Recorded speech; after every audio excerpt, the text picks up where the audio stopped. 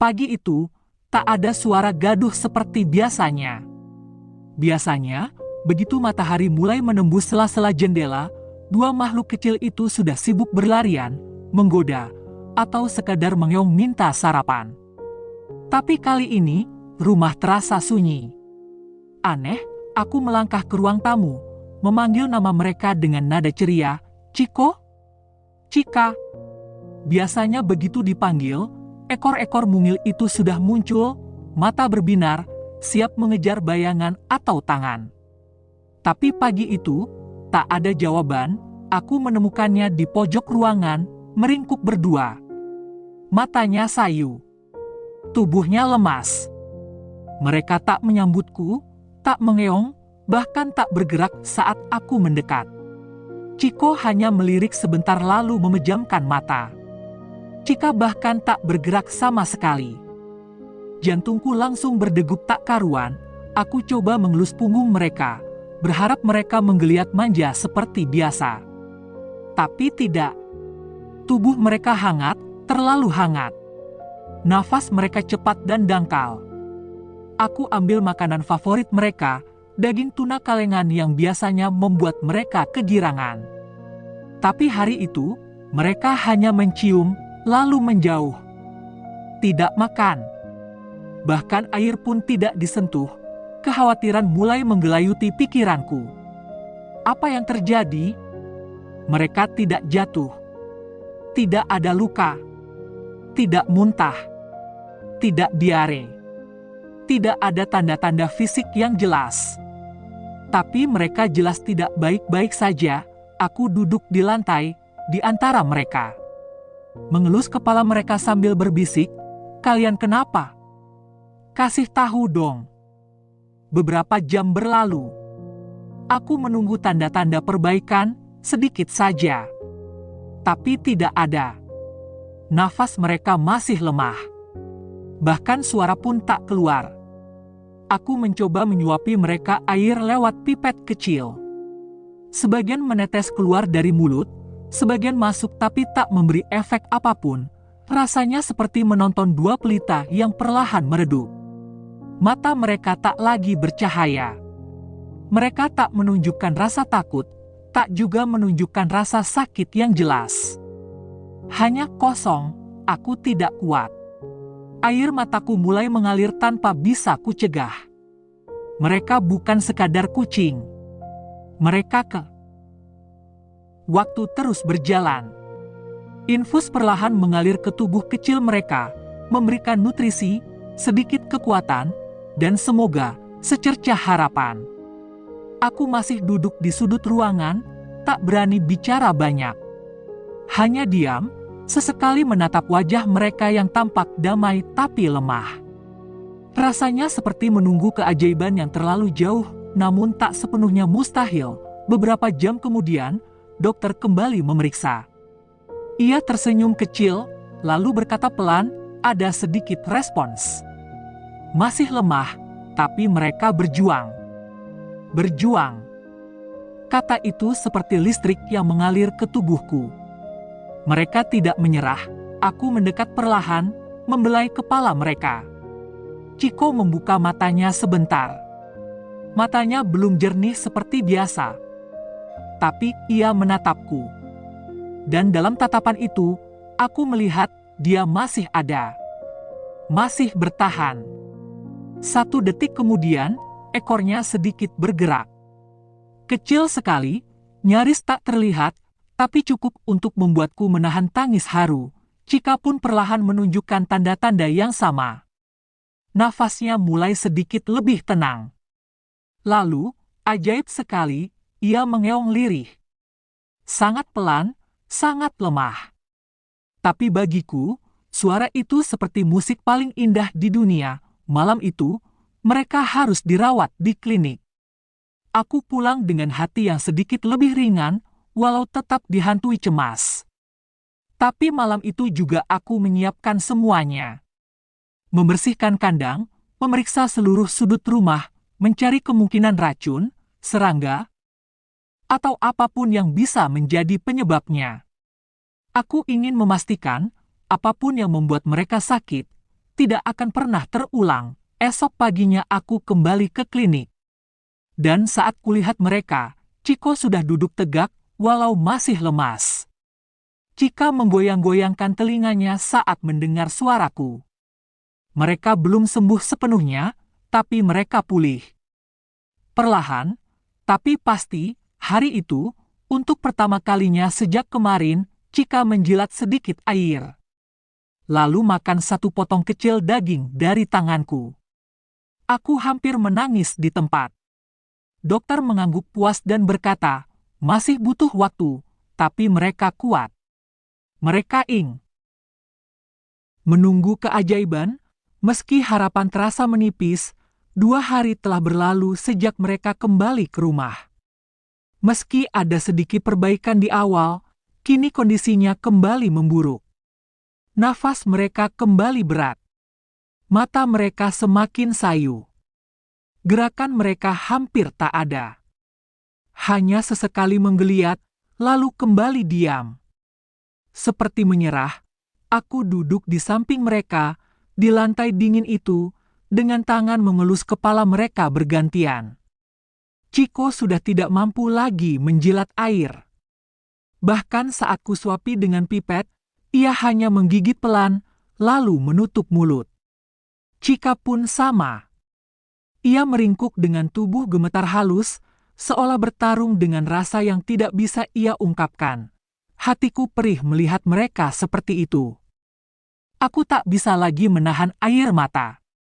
Aku menangis, pelan, tanpa suara. Tak ingin membuat mereka gelisah. Tapi air mata itu terus jatuh. Karena aku mulai kehabisan harapan, aku telah mencoba semuanya. Dokter sudah dipanggil lagi. Obat sudah diberikan. Nutrisi tambahan, bahkan vitamin lewat suntikan. Tapi tubuh mereka seperti kehilangan semangat untuk bertahan. Seakan-akan mereka lelah. Dan aku bisa merasakannya. Bukan karena mereka tidak ingin hidup, tapi karena tubuh kecil mereka mulai kalah melawan sesuatu yang tak terlihat. Hari itu, aku bicara pada mereka, meski mungkin mereka tak mengerti kata-kataku, kalau kalian lelah. Kalian boleh istirahat, bisikku. Tapi kalau masih ada sedikit saja tenaga untuk bertahan. Aku mohon, bertahanlah. Aku di sini. Aku temani sampai akhir. Aku menghabiskan malam itu tidur di lantai dekat kursi tempat mereka berbaring. Bantal kecil jadi sandaran kepala. Selimut tipis menutupi tubuhku. Tapi bukan dingin yang membuatku sulit tidur, melainkan suara nafas mereka yang melemah. Dan ketakutan dalam hati bahwa bisa jadi besok pagi, aku akan kehilangan salah satu dari mereka.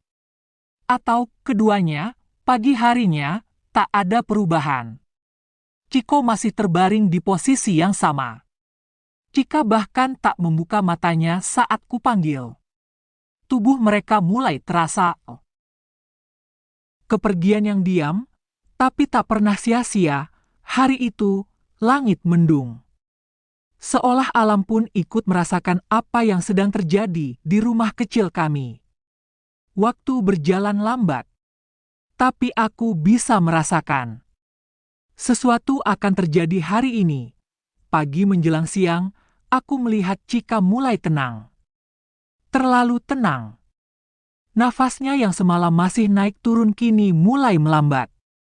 Aku mendekat, memeluknya dengan sangat pelan. Tanganku menggenggam tubuh mungilnya, sementara jari-jariku mengusap kepalanya yang dulu sering ia gesekkan ke kakiku saat manja.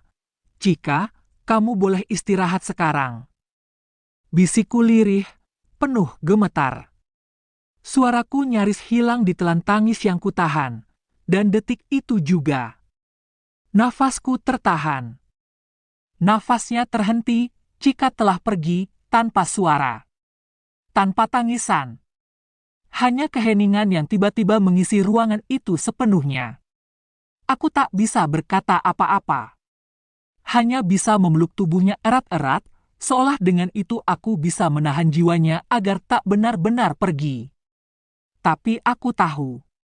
Waktunya sudah tiba, Aku menguburkannya di halaman kecil belakang rumah, di bawah pohon yang dulu sering ia duduki. Aku menaruh kain selimut kecil kesayangannya, dan sebuah tulisan kecil bertuliskan namanya. Tangisku pecah di situ. Tapi bukan karena marah. Bukan karena tidak terima. Tapi karena terlalu banyak kenangan yang ia tinggalkan, dan terlalu besar cinta yang ia bawa. Sore harinya, Chiko mulai mengeong pelan. Pertama kalinya sejak beberapa hari terakhir. Suara lirih, seperti memanggil sesuatu. Atau mungkin seseorang. Tapi ia tak bisa bangkit. Ia hanya mengeong sebentar, lalu diam kembali. Malamnya, Chiko mulai merintih pelan. Tubuhnya kejang beberapa detik. Aku langsung memeluknya. Aku tahu, waktunya pun hampir tiba. Aku tidak bicara apa-apa kali ini. Hanya menatap matanya, yang kini mulai kehilangan cahaya. Satu tarikan nafas terakhir, dan kemudian sunyi lagi. Chiko menyusul saudaranya malam itu juga. Aku kembali menggali lubang kecil di halaman. Kali ini, di samping Chika. Mereka kin. Selamat jalan, Chiko dan Chika. Hari itu langit mulai gelap. Hujan kecil turun, rintiknya halus seperti bisikan alam yang ikut berduka. Aku berdiri di halaman belakang rumah, di depan dua gundukan tanah kecil yang kini menjadi tempat peristirahatan terakhir mereka. Di bawah rimbunan bambu yang tenang, Chiko dan Chika kini tidur. Untuk selamanya, tak ada lagi suara mereka memanggil. Tak ada lagi jejak langkah kecil di lantai, tak ada tawa karena ulah mereka yang manja. Rumah ini tak sama lagi. Terlalu sunyi. Terlalu kosong. Tapi aku tahu mereka tidak benar-benar pergi. Aku menatap tanah merah yang masih basah itu, dan dalam diam aku berkata, "Terima kasih, Chiko, terima kasih, Chika. Terima kasih sudah hadir dalam hidupku. Terima kasih sudah menjadi teman di saat sepi. Terima kasih sudah mencintai kami dengan caramu yang sederhana, dengan tatapanmu, pelukanmu, tidurmu di atas dada kami saat malam, dan maaf kalau aku pernah lalai. Maaf jika aku terlambat paham apa yang kalian rasakan. Aku hanya ingin kalian tahu, aku mencintai kalian. Sangat, kini kalian bebas. Tak lagi menanggung rasa sakit. Tak lagi harus berjuang. Kalian boleh bermain sepuasnya di tempat yang tenang, tanpa rasa takut, tanpa rasa lapar, tanpa rasa lelah. Tiap kali angin menyentuh ranting bambu, aku akan percaya itu kalian. Tiap kali bintang paling terang muncul malam hari, aku akan tahu. Itu kalian juga. Tiap kali aku merasa sendiri, aku akan ingat aku pernah sangat dicintai oleh dua makhluk kecil berhati besar. Dan meski tubuh kalian tak lagi bisa kupeluk, cinta kalian akan tinggal selamanya, di rumah ini, di hati ini. Selamat jalan, Chiko dan Chika. Terima kasih telah memberi warna. Kini kalian boleh beristirahat dengan damai. Kami akan selalu mengingat kalian.